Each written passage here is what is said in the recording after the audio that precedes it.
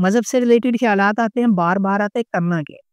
آسان سا طریقہ بتاؤں گا، آسان سی ٹپ بتاؤں گا، اگر آپ اس پہ عمل کرتے ہیں تو آپ مذہب سے ریلیٹڈ جو بھی خیالات آتے ہیں آپ ان سے بچ سکتے ہیں اور ایک اچھی زندگی گزار سکتے ہیں۔ ٹپ یہ ہے کہ مذہب سے ریلیٹڈ گندے قسم کے خیالات آتے ہیں، برے قسم کے خیالات آتے ہیں یا پریشان کن خیالات آتے ہیں، بار بار آتے ہیں، اور وہ خیالات جو ہے اس قدر آپ کو مجبور کر دیتے ہیں کہ آپ کو آپ کے دین سے، آپ کے مذہب سے دوری اختیار کرنے پہ مجبور کر دیتے ہیں۔ آپ نماز پڑھنے سے جو ہے قاصر ہو جاتے ہیں، پڑھتے ہی نہیں ہیں، آپ کے دل میں جو ہے گلٹ فیلنگز آتی ہے، میں تو گناہگار بندہ ہوں۔ آپ قرآن سے دوری اختیار کرتے ہیں، قرآن نہیں پڑھتے، آپ دین سیکھنے کے معاملے سے جو ہے دوری اختیار کرتے ہیں۔ تو کرنا کیا ہے؟ قربت حاصل کرنی ہے، دین کے پاس جانا ہے، اس کو جاننے کی کوشش کرنی ہے، پڑھنے کی کوشش کرنی ہے، سمجھنے کی کوشش کرنی ہے۔ جو خیالات آ رہے ہیں ان کو آنے کا موقع دینا ہے، کوئی بات نہیں، خیر ہے، کچھ نہیں ہوتا۔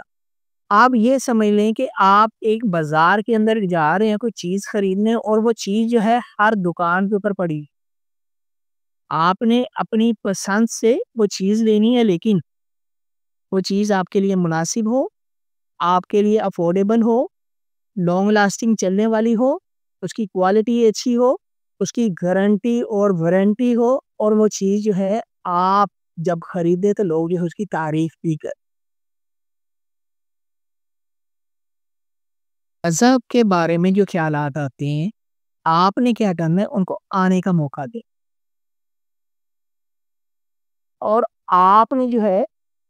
دین کو پڑھنا ہے، دین کو سیکھنا ہے، دین کو سمجھنا ہے، اور اس قدر اپنے دین سے، اپنے مذہب سے قربت کا اظہار کرنا ہے کہ آپ کو جو سوچیں آتی ہیں ایک ٹائم ایسا آئے گا کہ وہ سوچیں آٹومیٹکلی کم ہو جائیں گی، اور آپ کا وہ جو کمپلسیو بیہیویئر ہے وہ بھی کم ہو جائے گا، اور آپ ایک سادہ اور آسان زندگی گزاریں گے، کیونکہ قربت جو ہے دین کے ساتھ وہ بہت زیادہ ضروری ہے۔ کیونکہ او سی ڈی میں خاص کر ریلیجیس او سی ڈی میں سب سے میجر ہم نے پیشنٹ کے اندر یہ دیکھا ہے کہ پیشنٹ دین سے دوری اختیار کر لیتے ہیں، تو دین سے دوری اختیار نہیں کر، گناہ اور